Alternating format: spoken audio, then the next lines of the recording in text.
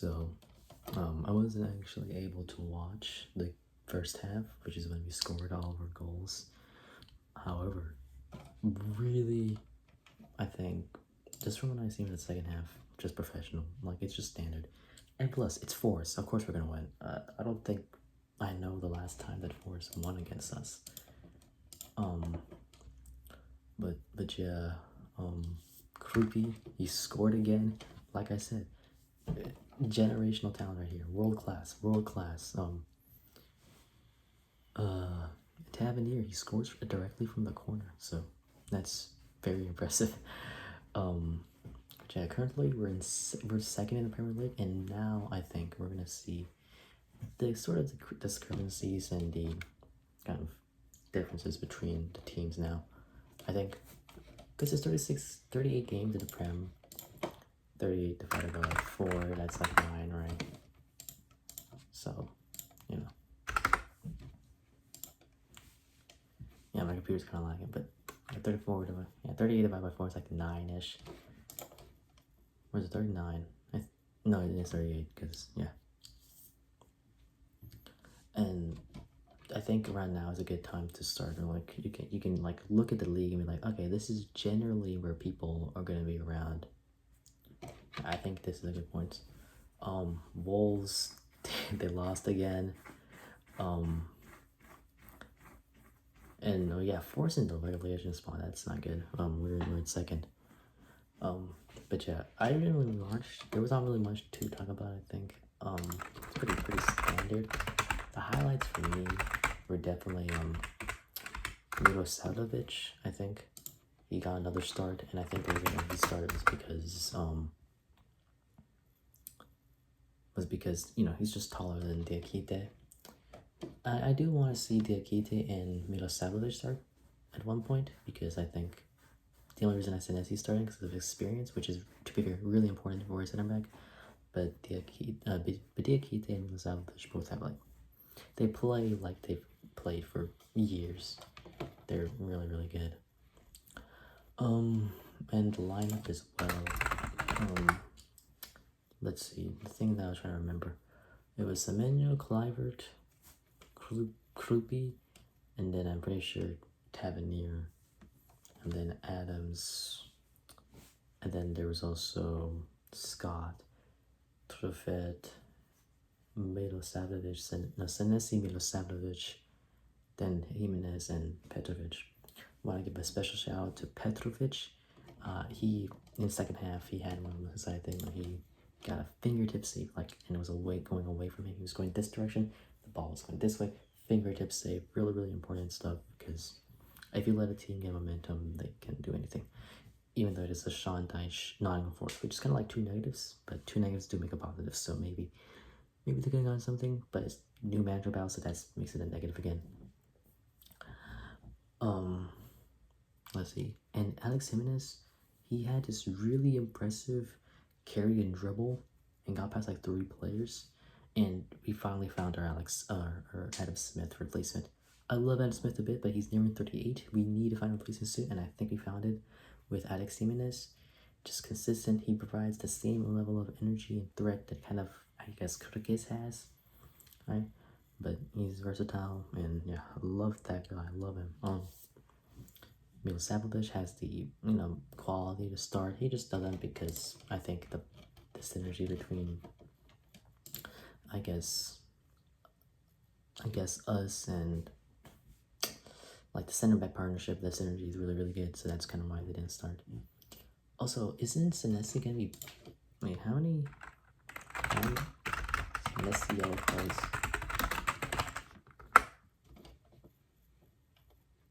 Oh, okay. I was mixing up Senesi with Jimenez, because Jimenez is like 4 or 5 already. If you get too many of those, you'll get a bad or whatever. But yeah, honestly, if I say I'm disappointed in Scott, like, I don't know how the fandom feels about Alex Scott. He's kind of like a nothing player to me. With Clivert, with the front four, with Krupi, okay, hold on, let me reorder my thoughts. With Scott, like, I don't think he'll ever reach that level that he can potentially show with us. It just doesn't seem possible.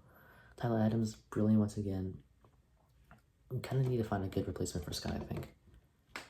Good replacement. So I'm thinking, damn.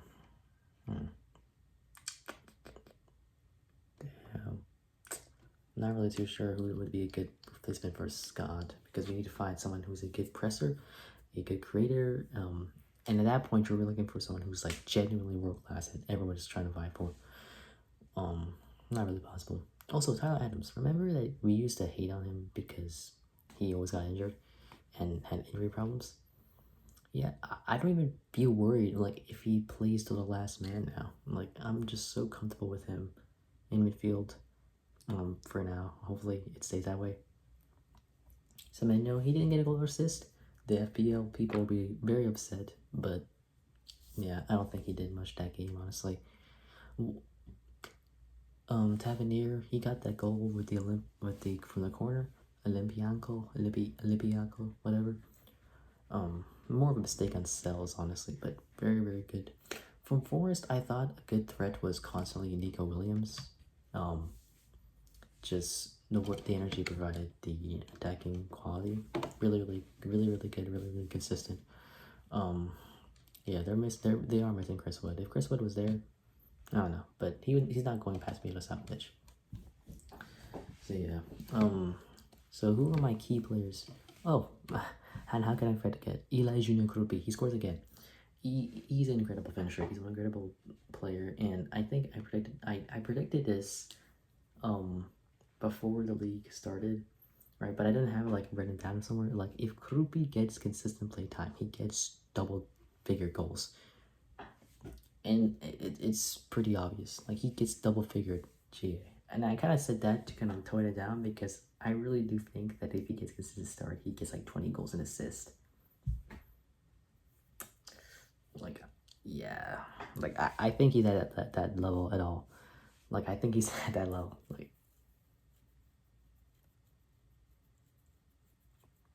yeah. However, despite how good Krupi is as a finisher, I do not think he should be our starting center forward. I still do think Evan Nelson should be. The reason why is because Krupi is still growing, right? He's pretty strong for his size, and his finishing is great. However, we're missing, I think, Evan Nilsson's link-up play and press quite a bit. So if Evan Nilsson starts, okay, here's two scenarios. If Evan Nilsson plays, he either has to, okay, once Evan Nilsson comes back, he either has to A, stay on the bench for the same front three where Cliverton behind him and Krupi in front of him, or we sub off Clivert and put Krupi in Clivert's position and then Evan Nilsson up top. That way you get Evan Nilsson's dropping deep and linking up, and then also Krupi's finishing. However, it's, you can't think of like Clivert role where he's like the pressing, whatever. There's probably a tactical reason why I'm not thinking that would work out. But in terms of quality, those two, Krupi and Evan Nilsson would work up really, really well as a striker who'd service someone else. Yeah. Also, a striker who doesn't take pens is sort of a red flag in terms of finishing ability. It's just that, like, Evan Nilsson is never going to be that good finisher. However, if he finds someone who is a good finisher, yeah. Like, if Evan Nilsson and Krupi was combined into one player, that would be one of the best players in the world. Like, that'd be a top 10 striker, I think. Dangerous, yeah. Okay. Who else? Let's get special out. Milosevic, you can just put him into any game and you just feel comfortable. You can put any of our center backs into any game and they feel comfortable. I'm really happy about our recruitment with that because they're incredible. They're all great. I think they can fit in basically any team in the world. Any single one of those three center backs, they can fit in any team in the world. And maybe not make it better, but definitely be good enough to just hang and just play there. Yeah, it's sort of just classic performance because, like, let's look at the stats, I guess. Yeah, we just played better. It's just that simple. Yeah, let's look around the world, I guess.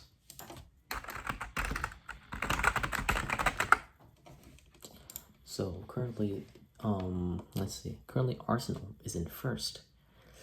Yikes. Okay. Arsenal's first and with a 4-point lead against us. We're in second right now. That's insane. And Sunderland is in third. That is surprising.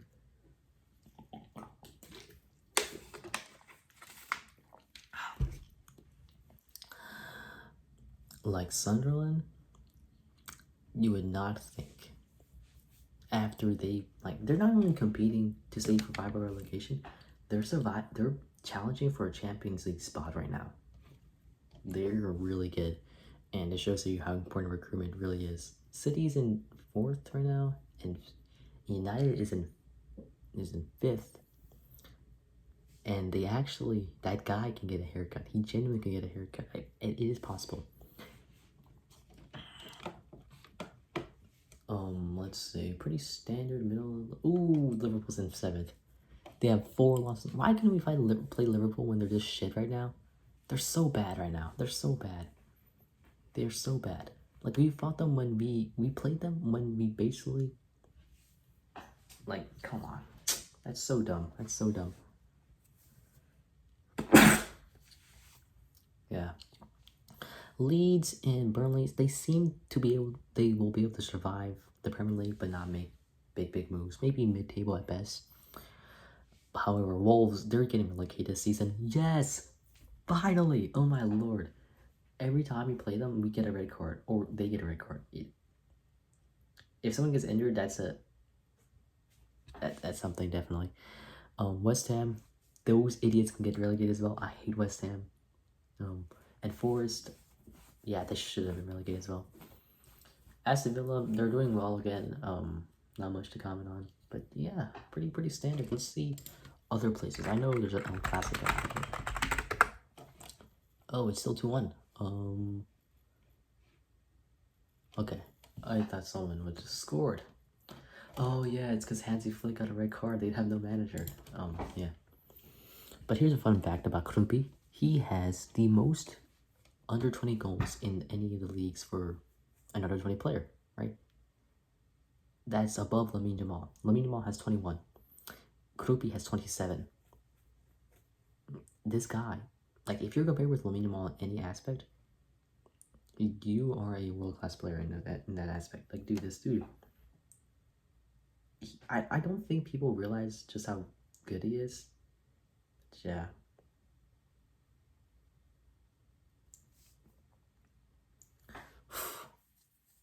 Incredible player.